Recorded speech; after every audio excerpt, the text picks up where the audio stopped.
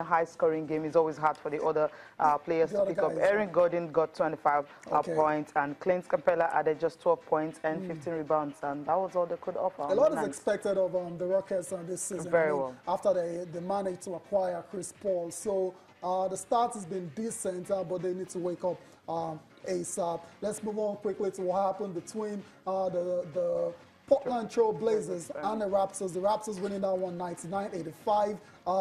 DeMar DeRozan scoring 25 points in that victory for the Raptors. Last but certainly not the least, the Golden State Warriors defeated the Clippers 141, 130, 141. Cecilia. Yep, wow. 1-4-1 because of what happened in 1994. So it's more like they're telling you, look, they're not down and out, and that's why Steph Curry had to pour in 31 points.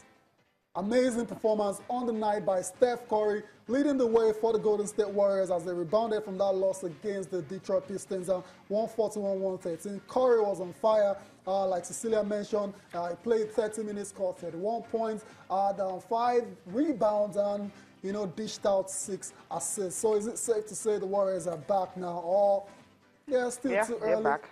But whenever the Warriors play like this, it's scary. I mean, everyone was on their game on the nights, and they're almost unstoppable if they play like this. And if they continue like this, well, it's going to be another another championship, right? Ring with it there. Okay. See if that will happen. That's done for the NBA now. Let's go. Okay, we'll move straight to Formula One now. Yes. Lewis Hamilton, when you win, you don't just retire. What happened last season? We're not going to see that. Okay, so no Rosberg at all. So he's going to take his time, and he's going to continue to see if he can just win that title. I mean, when I mean win title, I know what I'm talking about. Michael Schumacher's kind of title. 7. That's the target. That's 4 right now. That's the target. So he just needs 3 more years and 3 in a row, and he gets 7. I mean, it's not impossible. It's not. Yeah, it's not impossible. Already, so it's more than half. It's exactly. 3 more, and he's there. Exactly, and I'm definitely rooting for Lewis Hamilton to go on and equal that record, at least equal it, even if he can't surpass it. But like I said yesterday, it's going to be very tough. It's very competitive in the next couple of years as well to Red Bull, Ferrari. These guys will try to win. So he has his work cut out. But the bottom line is, just like we thought, Hamilton wants to equal that record. That's his target.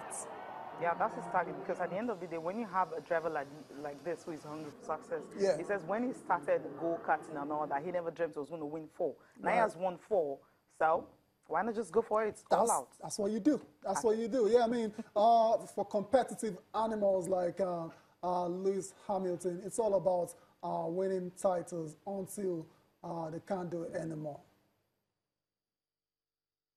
I was always grateful after my first, and then the second came, and then the third came, and then this sheer will, how I still had this will and willpower to continue after a lot of the success we'd had. I felt even a bigger burning desire this year to win the championship, particularly as we're fighting another team. And I had a difficult year last year.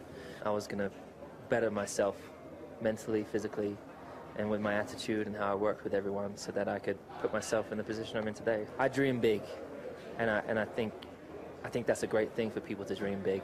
It doesn't mean that you can't achieve that. It doesn't mean that it's impossible to reach it.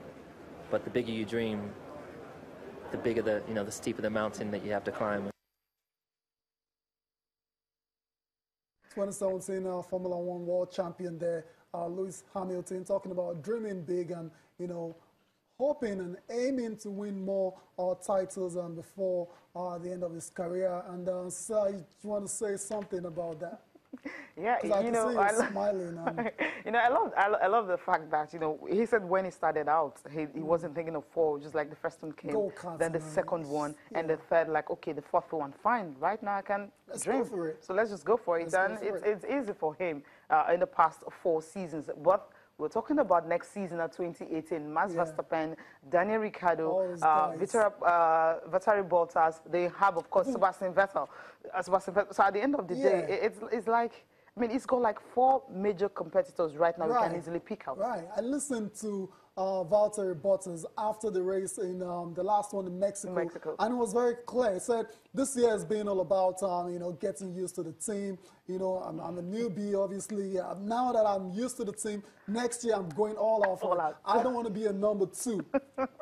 Okay, Hamilton, watch your back. So that dream, you'd have to like really dream big. Yes, okay. Tennis now, talking about Rafael Nadal, I mean, you just need one win, and if he gets to win today, I mean, the guy he's playing, he got a bye into the second round at the Paris Masters, the 1,000 event. We know when he gets to winning, well, more points. But that really will not determine whether he's going to remain number 1. The good thing is once he wins today against the... It's a qualifier from South Korea, Yearns.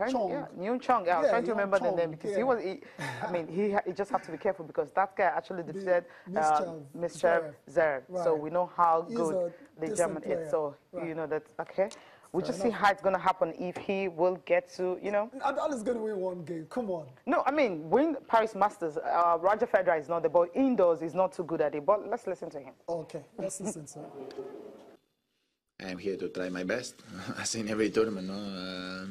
Of course, if that happens, will be something important for me, but season is not over and it's not the moment to think much about that. No, just try to think about to have the right preparation for the tournament and then try to be ready for the first match. You never know if he played on clay, if he will win later Wimbledon, or he will be able to play as well as he did. So he took his decisions and he did it well, worked very well for him, and was a free decision that that probably after winning Shanghai and winning Basel,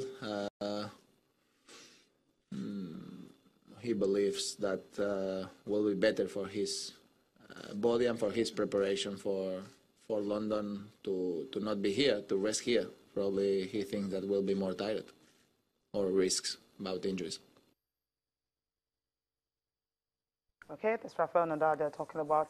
He understands the reason why Roger Federer had to withdraw and also possible number 1. He's relaxed about that. If we can just see, you know, his Paris Masters record, but then that will be after this break. Right.